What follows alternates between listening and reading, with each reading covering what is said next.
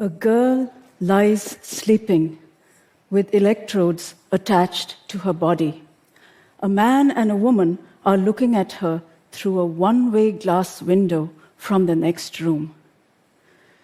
"Waste of time and money," says the man. "An illiterate kid from a stone quarry? What could she possibly contribute to the project?" "Hardly a kid. She's at least 16, says the woman. "Come on, we're making history. First ever experiment in collective dreaming." To her right is a screen that takes up an entire wall. The 311 participants in the experiment are now all asleep. Her poised finger jabs the keyboard. The girl's dream. Shards of memory. She's watching her father at work, the wooden skeleton of the great loom, the finished tapestries hanging on the wall. Clackety-clack goes the loom. The river floods, sweeping her parents away.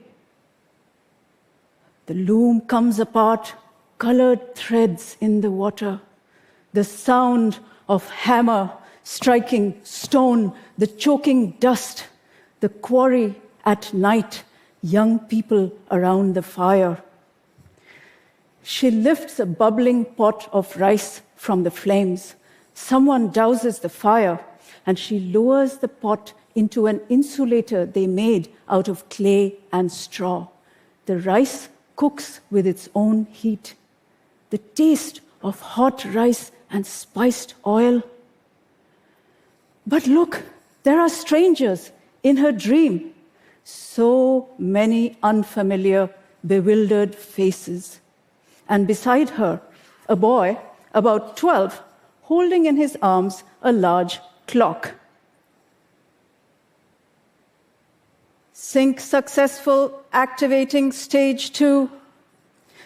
Suddenly, the 311 dreaming people are high up in the air. The earth turns below them, swathed in green and blue, punctuated by clouds and storm formations, the most beautiful tapestry the girl's ever seen. "Father," she whispers, although he's been dead 2 years, "Father, the world itself is a weave, a living garment." Slowly, they fall through the air, and then they see a vast swath of forest, veined and spotted with fire, a gray wall of water crashing down on a bleak shore, drowning islands ringed with plastic refuse, beached carcasses of dead whales, ant-like figures in their millions walking away from desertified landscapes, ruined fields, destroyed forests. The grief that envelops the girl is so enormous a thing that she can only take it in through small, gasping breaths of pain.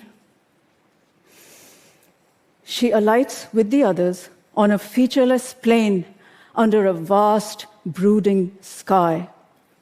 There's the boy with the clock in his arms. The thumping of the girl's heart keeps time with the boy's clock, an urgent, rapid beat. Tuck, tuck, tuck, tuck, tick-tock, tick-tock. Something's coming. Warning, this is not in the program.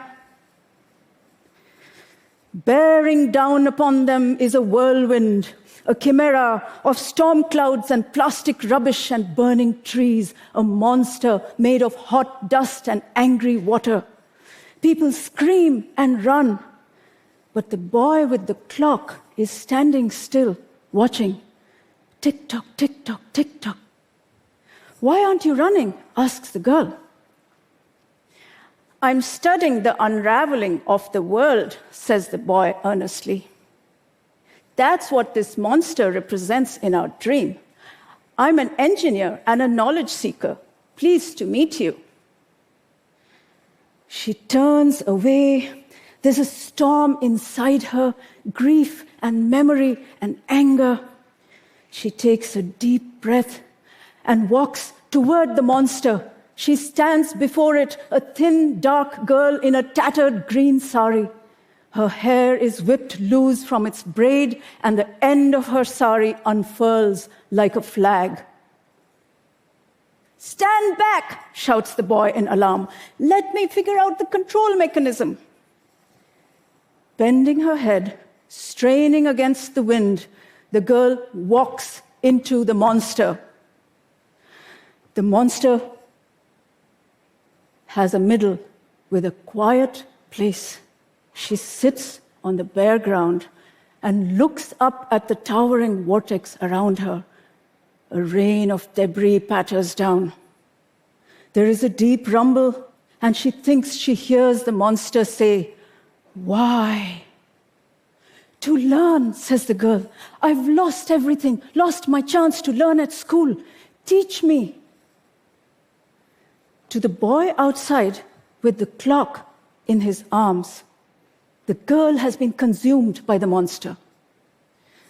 In the lab, the man and woman look through the window at the girl's twitching body. Alarms sound from the instruments monitoring her vital signs.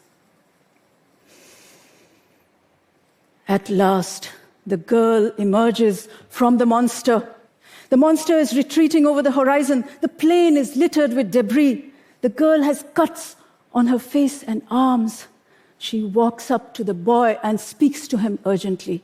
Then they turn and face the waiting people. "My teacher taught me," says the girl, "that the world is a living tapestry. The wind and the waves are woven together with the forests and grasslands, threaded with the deserts and snowy regions, and all living things are knit together in mutuality. Although each place has its own pattern, the tapestry is one. As the weave of life is torn apart in one place, the threads unravel in another." She and the boy confer again. "See my clock," says the boy urgently to the crowd.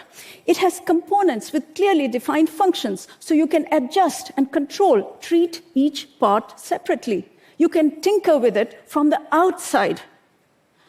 The clock was my orienting metaphor for the world, but the world is not like a clock, is it? He sets his clock on the ground. Tick-tock, tick-tock, tick-tock. "Come on," says the girl to the watching people. She and the boy start putting the scattered debris together, and some of the others join them. A structure starts to emerge, an enormous loom of strange design. The girl tosses her insulating pot into the loom, and it turns into a thick spool of multicolored yarn. There are levers for feet and hands, and with a creak and a groan, the loom begins to work. The fabric unfolds, a mesmerizing tapestry of shifting colors and patterns. "What should I do with my clock?" asks the boy, picking it up. Tick-tock, tick-tock, tick-tock. But now, the sound of the loom is getting louder. "Dhag-inna, tinna-ka-dinna, dhag-inna, tinna-ka-dinna," goes the loom. "Throw it in!" So the boy picks up the clock and tosses it into the loom. When it hits the tapestry, it breaks up. A fountain of silver glitter scatters over the weaving. Look, each bit of glitter has turned into a tiny clock woven with the fabric. The frantic ticking is slowing down to accommodate the rhythm of the loom. "We're reweaving the world," shouts the girl. And the dreamers find themselves within the tapestry, not outside, but in it. Even the man and woman in the lab, even you and me here in this room, being woven back into the fabric of the world. Tick-tock, tick-tock, tick-tock, tick-tock, dhag-inna, tinna-ka-dinna, dhag-inna, tinna-ka-dinna. Thank you.